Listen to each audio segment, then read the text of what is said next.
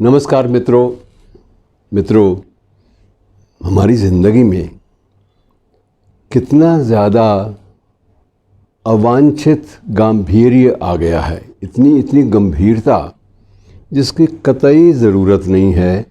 हमें वो सब बातें याद हैं अतीत की जिन्हें हमें भूल जाना चाहिए, और जो चीज़ें याद रहनी चाहिए थी वो हम भूल जाते हैं। कितना बड़ा एक विरोधाभास है ज़िंदगी का, और ये सबसे बड़ा कारण है हमारे दिमाग में मचलने वाली और मचने वाली उथल पुथल का। और परिणाम ये होता है कि कोई पर्व होता है तो उसको भी हम ढंग से कभी मना ही नहीं सकते। मुमकिन नहीं होता कि हम लोग दिवाली पर दिल से शुभकामनाएं दें, किसी को दीप जलाएं इसलिए कि अंधियारा दूर चला जाए, या होली के अवसर पर हम रंगों का महत्व समझें, जीवन में आ रहे बदलावों का महत्व समझें, कुछ दुखों को भूल जाएं, कुछ उल्लास की बात करें, उमंग की बात करें। हमें कुछ याद नहीं। मकर संक्रांति आती है, हमें कुछ नहीं याद होता। हम बहुत सारी बातें कि उस दिन दान पुण्य स्नान ये सारा कुछ कर देते हैं, और भाग के हम किसी बस की टिकट कटवा के या गाड़ी लेके फटाफट एक स्नान भी दे मारते हैं डुबकी, और उसके बाद वापस चले आते हैं। हर जगह आपाधापी व्यग्रता, बेचैनी, व्याकुलता, ये हमारी ज़िंदगी का एक हिस्सा बन गई है। अब लीजिए, आजकल के दिनों में, इन दिनों में प्रायः होना क्या चाहिए, प्रकृति क्या संदेश देती है।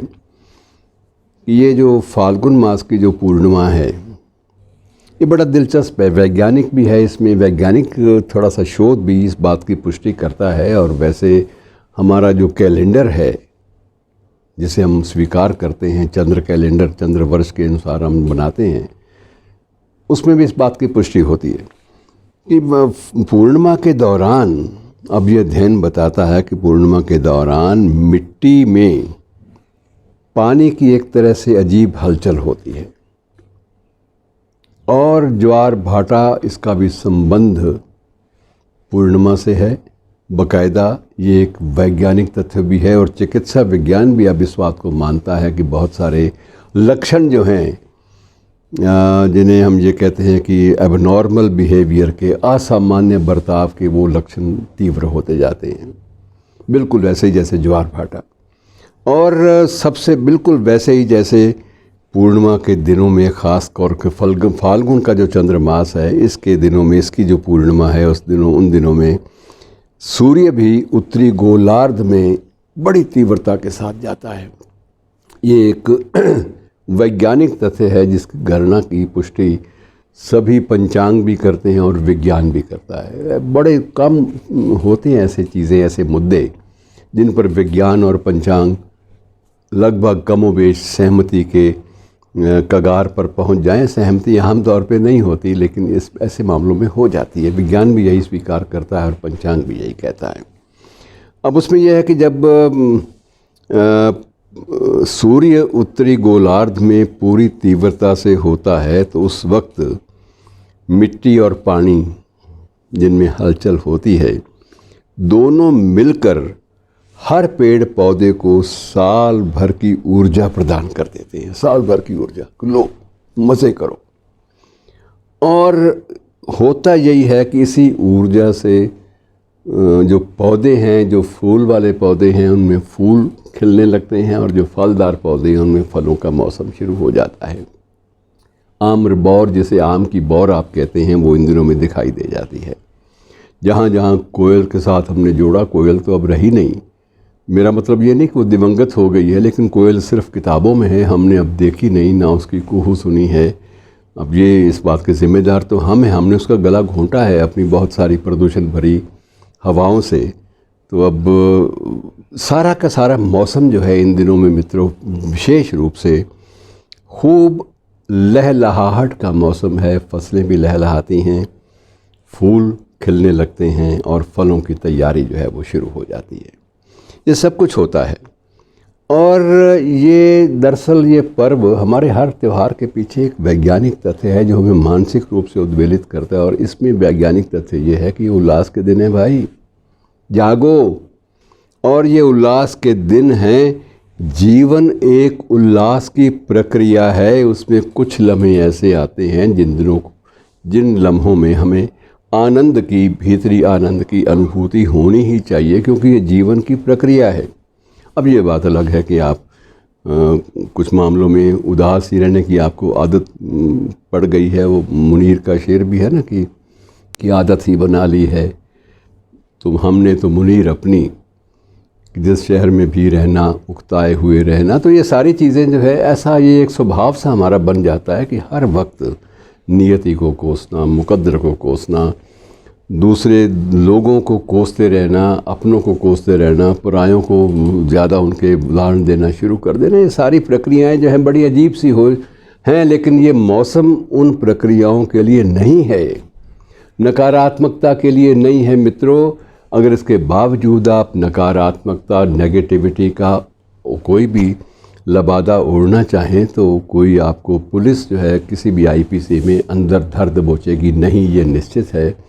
लेकिन ज़िंदगी की अपनी एक पीनल कोड है, जीवन की एक अपनी आचार संहिता है, जीवन का एक अपना दंड विधान है।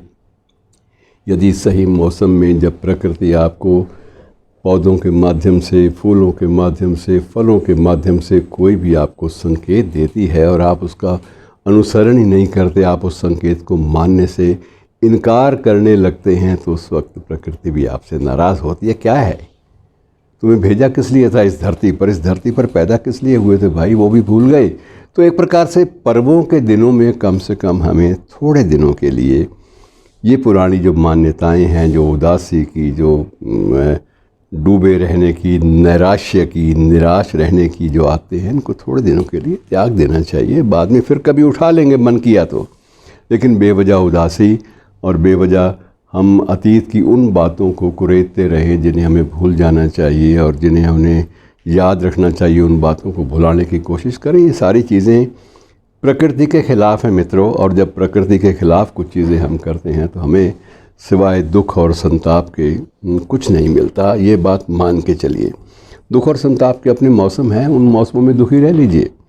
लेकिन इस मौसम में भी अगर आप दुखी दिखाई देंगे तो प्रकृति आपको चेतावनी देती है कि आपको क्षमा नहीं किया जाएगा।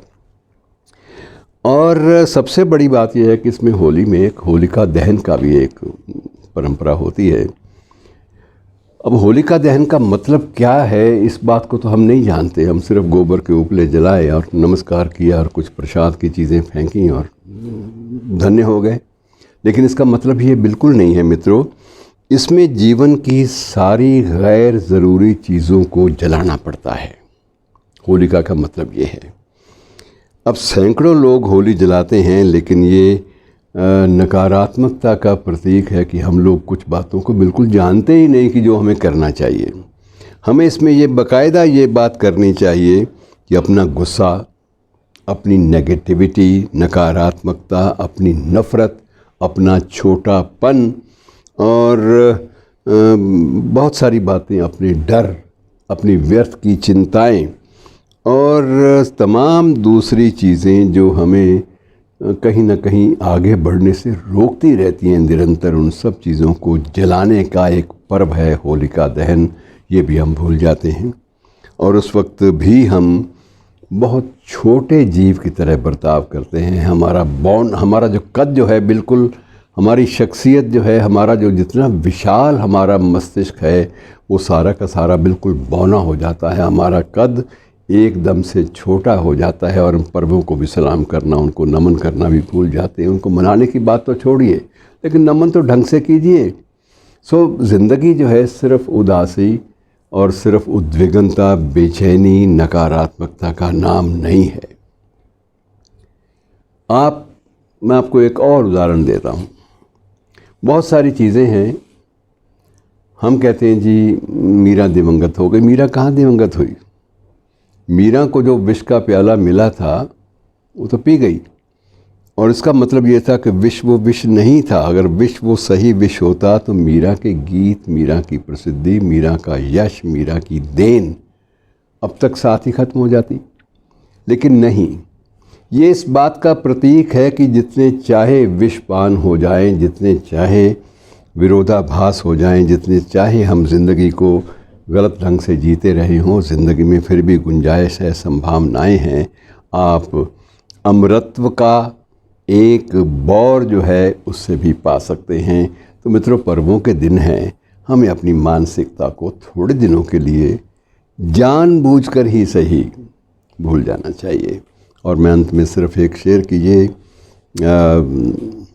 अलग बात है, तामीर ना हो, हमें भूलना नहीं चाहिए इस बात को कि ये अलग बात है, तामीर ना हो, हर एक जहन में कुछ ताजमहल होते हैं। रचना धर्मिता को याद रखिए। शुक्रिया।